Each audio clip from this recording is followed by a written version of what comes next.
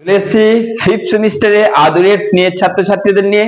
আমি বলেছিলাম যে চলে এসেছি, রিল্যাক্স হও, ঠান্ডা হও, চিন্তার এমন কিচ্ছু নেই গো। শুধু এইটুকু তোমাদের বলবো, আমি না কোনোদিন সাবস্ক্রাইব করতে বলেছি না তোমাদের করতে বলবো। শুধু একটা কাজ করবে জানো তো, এই ভিডিওগুলোকে শেয়ার করবে। আমি তোমাদের কাছে কোনো ভিক্ষা চাইছি না, কিচ্ছু না। আজকে এই ভিডিওটা তুমি পাচ্ছ, তোমার উপকার হচ্ছে।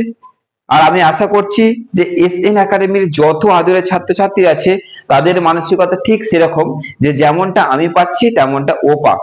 তাই তোমাদের যত গ্রুপ আছে না, এই ভিডিওগুলোকে শেয়ার করো। শেয়ার করতে তো টাকা লাগছে না, সময়ও বিরাট কিছু লাগছে না, শেয়ারটা করো। এই আমার ভিডিও ছড়িয়ে পড়ুক, এর কাছে যাক ও কাছে যাক, এই উদ্দেশ্যে বলছি না। অলরেডি সেটা তোমরা করে দিয়েছো, সেই বড় কাজ তোমরা করে দিয়েছো। তাই আর কি বাকি আছে? আর তো কিছু বাকি নেই। অফুরন্ত ভালোবাসা পেয়ে গেছি, অফুরন্ত জায়গায় ছড়িয়ে গেছে, সবাই পেয়ে যাচ্ছে। আর কি চাই? তারপরেও কেন শেয়ার করতে বলছি? কারণ হচ্ছে এইটাই যে এসএন একাডেমির সাজেশনস এর অপেক্ষায় অনেকজন বসে থাকে। আমি অহংকার করছি না, এটাই বাস্তব। এসএন একাডেমির সাজেশনস এর অপেক্ষায় বহুজনা বসে থাকে, কিন্তু শেয়ার না করলে এটাও হতে পারে যে বসে আছে সে বসেই রইলো, তার কাছে পৌঁছালো না। এবং কমেন্টে এটাও আসে যে স্যার এটার সাজেশন দিন, অলরেডি আপলোড হয়ে গেছে। তার জন্যই বললাম এই একটা কাজ অন্তত করো, যদি আমায় ভালোবাসো একটা কাজ করো, যে ভিডিওটাকে শেয়ার করো। ওকে, চলো তাহলে আজকে তোমাদের চিন্তা শেষ করছি। কিসের? ইতিহাস। এই বারবার বলেছি, চিন্তা আর করার দরকার নেই। তোমরা ফিফথ সেমিস্টারে যে পার্ট নিয়ে পড়ছো, অর্থাৎ ইতিহাসের এই যে সোসাইটি অ্যান্ড ইকোনমির যে পার্ট রয়েছে, এটা এই পলিটিক্যাল আর একটা যে পার্ট রয়েছে তার তুলনায় অনেকটা সহজ। ওকে, তো চলো শুরু করি। খুবই গুরুত্বপূর্ণ প্রশ্ন, দারুণ ইন্টারেস্টিং সাজেশনস নিয়ে চলে এসেছি। মাত্র এই কটা প্রশ্ন করো, এই কটা প্রশ্ন করলে তোমাদের পুরোপুরি এই সাবজেক্টের চিন্তা কিন্তু শেষ। চলো দেখা যাক প্রশ্নগুলো। শুরু করা যাক নাকি? শুরু করি না একটু বকবক করবো? না শুরু করে দেবো? শুরু করে দিই। হ্যাঁ, চলো শুরু করে দিই। প্রথম যে প্রশ্নটা পড়বে, ওকে, ভালো করে তৈরি করো, এই প্রশ্নগুলো ভালো করে তৈরি করো, অনেক অনেক লাভবান হবে। ওকে, প্রথম প্রশ্নটা করবে, রেনেসাঁ যুগে জ্যোতির্বিজ্ঞানের অগ্রগতির একটা সংক্ষিপ্ত পরিচয় দাও। প্রথম প্রশ্ন। দ্বিতীয়, জন ক্যালভিনের নেতৃত্বাধীন ধর্ম সংস্কার আন্দোলনের প্রধান বৈশিষ্ট্যগুলি আলোচনা করো। তৃতীয় প্রশ্ন তোমরা করবে, ষোড়শ শতকের ইউরোপের কৃষিতে প্রধান পরিবর্তনগুলো, অর্থাৎ যে পরিবর্তনগুলো ষোড়শ শতকে ইউরোপের কৃষিতে যে যত পরিবর্তনগুলো এসেছিল সেটা আলোচনা করতে হবে। আর এই কোশ্চেনটা এইভাবে দিতে পারে যে ইউরোপের কৃষি বিপ্লব সম্পর্কে টিকা লেখো বা সংক্ষেপে আলোচনা করো, একই কোশ্চেন।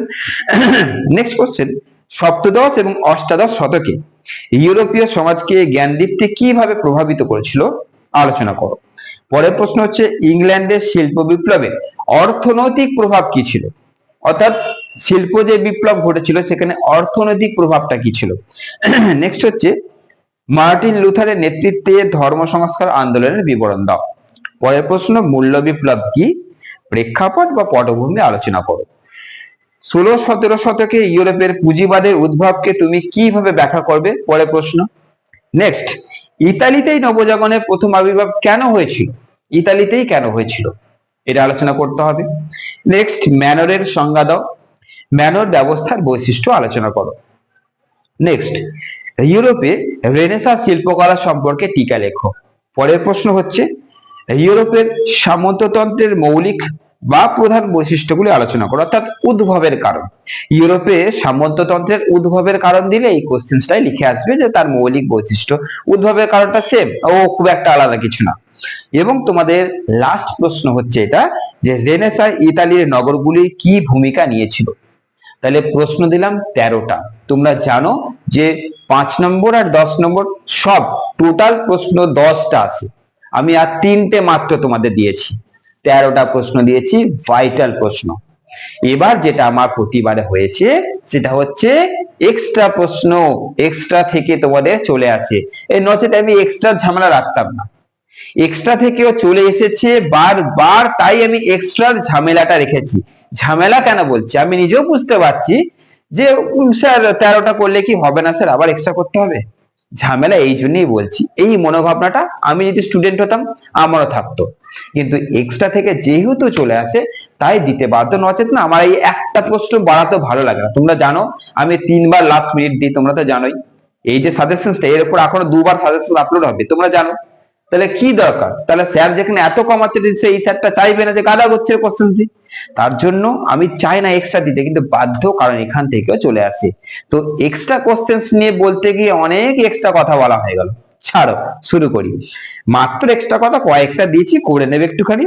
মানবতাবাদের গুরুত্বপূর্ণ বৈশিষ্ট্য, এটা টিকায় দিতে পারে 5 নম্বরের। কিন্তু ইউরোপের নব্য বণিক সম্প্রদায় বৈশিষ্ট্য 5 নম্বরের।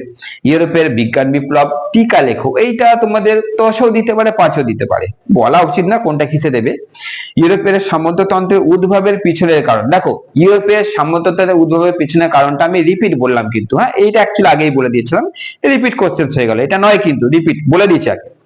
আচ্ছা, ইংল্যান্ডের শিল্প বিপ্লবের উদ্ভবের কারণ, ইংল্যান্ডের শিল্প বিপ্লব যদি দেখে নাও যে এই কোশ্চেনটা স্যার আগেই বলে দিয়েছে, তাহলে তো একটাই কোশ্চেন হয়ে গেল। ওকে, আচ্ছা, সাহিত্যের উপর রেনেসাঁর প্রভাব ইউরোপের পঞ্চদশ ও ষোড়শ শতাব্দীতে, অর্থাৎ পঞ্চদশ ও ষোড়শ শতাব্দীতে সাহিত্যের উপর রেনেসাঁর প্রভাব, অর্থাৎ এক্সট্রা প্রশ্ন ভাবছো এতগুলো, তো এর মধ্যে দেখবে 2-3টে কোশ্চেন অলরেডি আগেই বলে দিয়েছি, ওইগুলোর মধ্যে ভাইটাল গুলোর মধ্যে ঢুকে রয়েছে।